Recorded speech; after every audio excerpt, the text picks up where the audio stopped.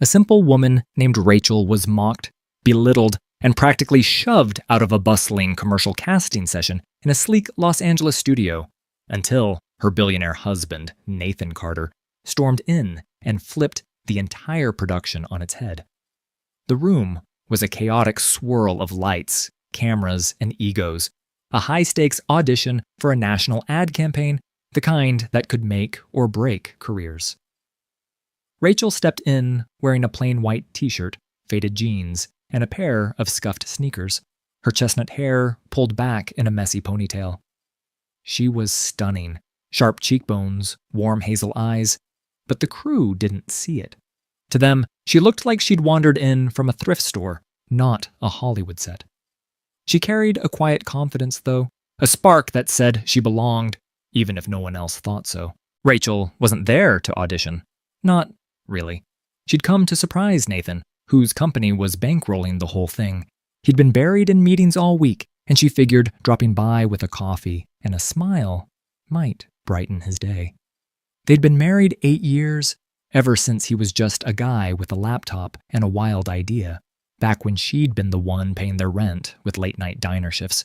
Now, Nathan Carter was a name that echoed through boardrooms and headlines, a billionaire who could shift industries with a single deal. Rachel, though, she still lived simply.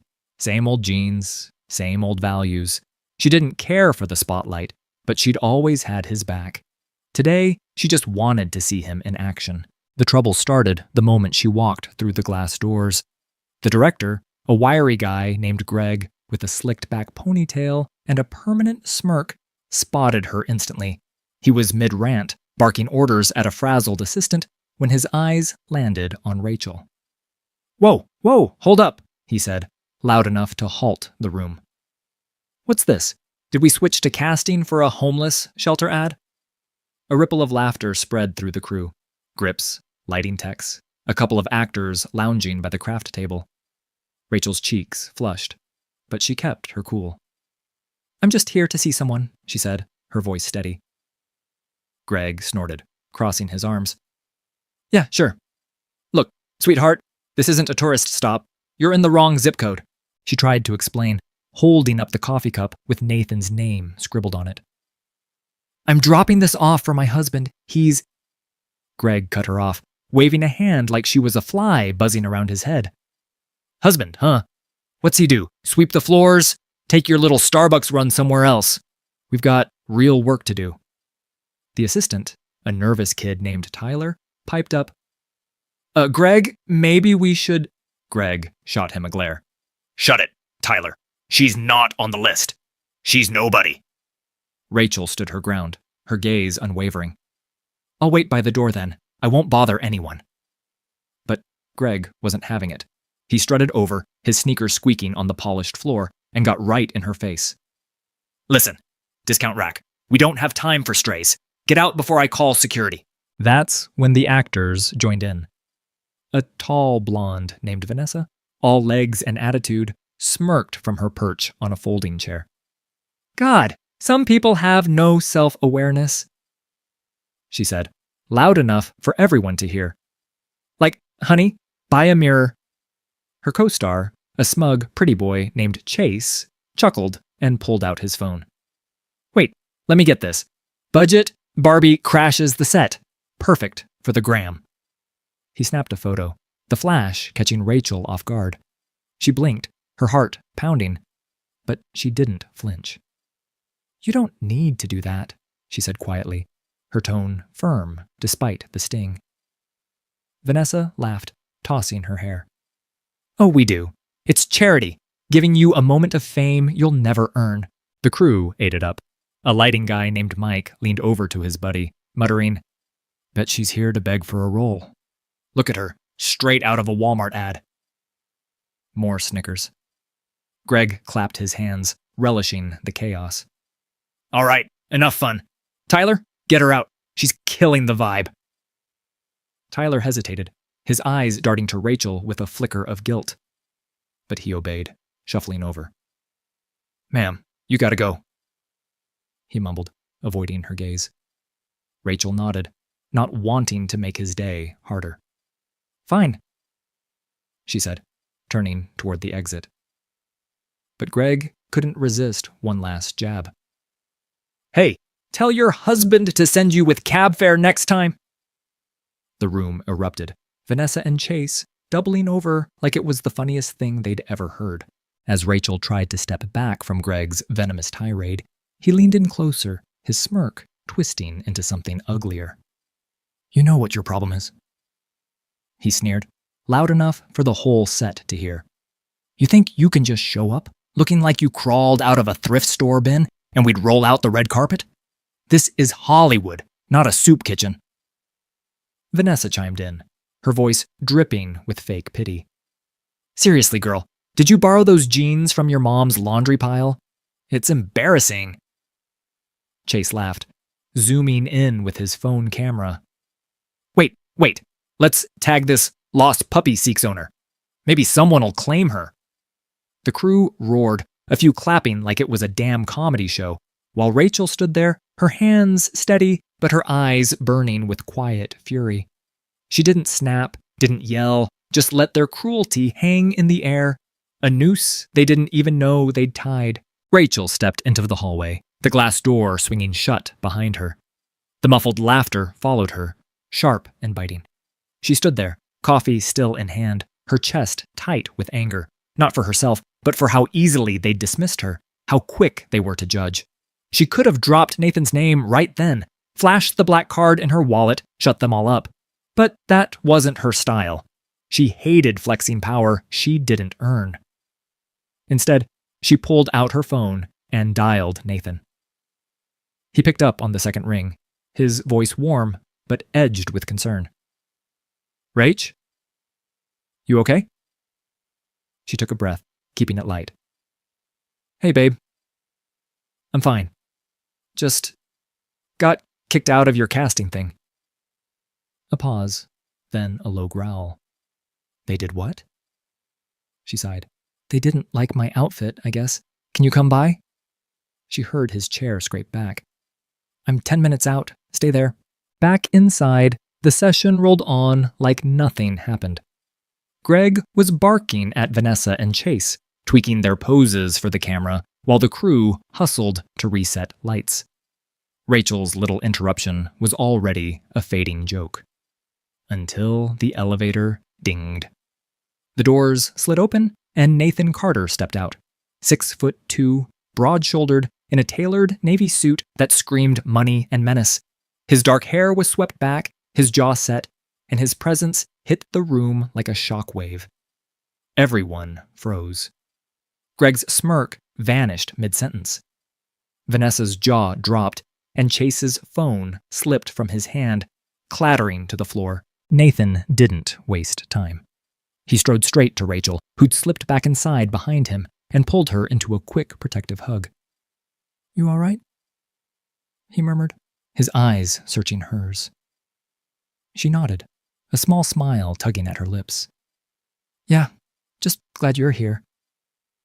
He kissed her forehead, then turned to face the room, his expression hardening into something cold and unforgiving. "Who's in charge?" he asked, his voice calm, but carrying a weight that made Tyler flinch. Greg stepped forward, trying to muster his usual swagger. "That'd be me. Greg Delaney, director. And you are?" Nathan's eyes narrowed. "Nathan Carter, the guy signing your checks. And this," he nodded at Rachel, "is my wife." The air sucked out of the room. Greg's face went white, his ponytail suddenly looking ridiculous against his panicked expression. Vanessa choked on her own breath, and Chase muttered, "Oh shit," under his breath. The crew exchanged wide-eyed glances, the pieces clicking too late. Nathan Carter wasn't just some rich guy. He was the biggest sponsor of this campaign, the man whose company, Carter Enterprises, had dumped millions into the project. And Rachel? The nobody they'd trashed? She was his wife. Greg scrambled to recover, his voice cracking. "Mr. Carter, sir, I didn't know. We thought she was just—" Nathan cut him off, his tone sharp enough to slice through steel. "You thought she was just what? A joke? Someone you could humiliate because she doesn't dress like a damn runway model?" He stepped closer, towering over Greg. "She came here to see me, and you treated her like dirt. You mocked her, let your little posse take pictures, and kicked her out. Explain that." Greg opened his mouth, but nothing came out. Tyler shrank back, wishing he could disappear. Vanessa and Chase stared at the floor, their earlier bravado gone. Nathan pulled out his phone, his movements deliberate. "You know what's funny? I was on a call with the ad agency when Rachel rang. They're thrilled about this campaign. Said you're some hotshot director." He paused, letting the silence stretch. "Not anymore." Greg blinked. What?" Nathan dialed a number, putting it on speaker. A crisp voice answered. "Carter Enterprises, this is Lisa." Nathan didn't blink. "Lisa, it's Nathan. I'm at the casting session. Greg Delaney's out. Effective now. Send a replacement by tomorrow." Lisa didn't hesitate. "Understood, sir. I'll handle it." The call ended, and Greg's career imploded in front of everyone. The room was dead silent, the crew too stunned to move. Nathan wasn't done. He turned to Vanessa and Chase, who were practically trembling. "You two," he said, his voice like ice. "You think it's cute to trash my wife? Snap your little photos, laugh it up?" Vanessa stammered. "Mr. Carter, we didn't mean—" He held up a hand. "Save it. You're off of the campaign. I don't work with people who disrespect my family." Chase tried to protest. "But the agency—" Nathan smirked, dark and dangerous. "The agency answers to me. You're done." Nathan's gaze swept the room, landing on Greg like a predator sizing up prey. "You're proud of this, huh?" he said, his voice a low rumble that made the lights seem to flicker. "You trashed my wife, the woman who built me from nothing, because she didn't fit your little Hollywood mold. Well, here's your wake-up call." He pulled out his phone again, dialing without breaking eye contact. "Hey, Mark, it's Nathan. Yeah, the ad campaign. Pull the plug on Greg Delaney's contract and tell the agency Vanessa, Pierce, and Chase Logan are out too. I want new talent by noon." A muffled, "Yes, sir," crackled through the speaker, and Nathan hung up, his smile cold as ice. "You're not just fired, Greg. You're erased. And you two?" He nodded at Vanessa and Chase, who were shrinking into their chairs. "Enjoy your 15 minutes. It's all you've got left." The crew gasped, Greg's face crumpling like wet paper, and a thrill shot through the air. Justice, swift and brutal. Rachel touched his arm, her voice soft but steady. "Nathan, they've got the message. Let's not drag this out." He looked at her, his anger softening for a moment. She was calm, radiant even, her strength shining through the chaos. He nodded, but his eyes flicked back to Greg. "You're lucky she's kinder than I am. But here's the deal. This set runs my way now. Anyone else want to test me?" No one dared breathe, let alone speak. The twist hit hard when a producer named Kim, a no-nonsense woman in a blazer, rushed over from the back. "Mr. Carter, I had no idea this was happening. I was on a call with your team." She glanced at Rachel, recognition dawning. "Wait, you're Rachel Carter? The one who pitched the whole everyday hero concept for this ad?" Murmurs rippled through the crew. Rachel gave a small nod. "Yeah, that was me." Kim's eyes widened. "Holy Greg, you idiot! She's the reason we got this gig!" The irony landed like a punch. Rachel wasn't just Nathan's wife. She'd brainstormed the campaign's core idea months ago, a quiet favor to Nathan that no one on set had bothered to connect. Greg's knees buckled, and he grabbed the edge of a table for support. I didn't know," he croaked. Nathan's laugh was cold. "Yeah, you didn't, and that's why you're out." He turned to Kim. "You're in charge until the new director gets here. Clean this up." Kim nodded, already barking orders at the crew to reset. Vanessa and Chase slunk toward the exit, their egos in tatters, while Greg stood there, shell-shocked as his dream job slipped away. Nathan took Rachel's hand, leading her to a quiet corner of the set. "You sure you're okay?" he asked, his voice low, all traces of fury replaced with concern. She smiled, handing him the coffee, now cold. "I'm fine. Just wanted to bring you this." He chuckled, pulling her close. "You're too good for this place." She shrugged, her eyes twinkling. "Maybe, but I'd rather be here with you than anywhere else." The crew scrambled to salvage the day, but the damage was done. Word spread fast. Greg was blacklisted within hours, his name poison in every agency in town. Vanessa and Chase lost their spots to a pair of unknowns. Kim pulled in, their social media stunts backfiring into obscurity. The set buzzed with a new energy, a mix of fear and respect, as everyone realized who they'd crossed. Rachel watched it all unfold, her dignity intact, her beauty undeniable even in that plain t-shirt. She didn't need to gloat. She'd won the moment Nathan walked in. By the next morning, the new director arrived, a sharp woman named Elena who greeted Rachel with a handshake and a grin. "Heard you're the brains behind this. Let's make it great." Rachel nodded, happy to stay in the background. Nathan squeezed her shoulder, proud as hell. The ones who'd mocked her were gone, their careers trashed, all because they couldn't see past a pair of old sneakers. And Rachel? She just sipped her coffee, content to let the world catch up.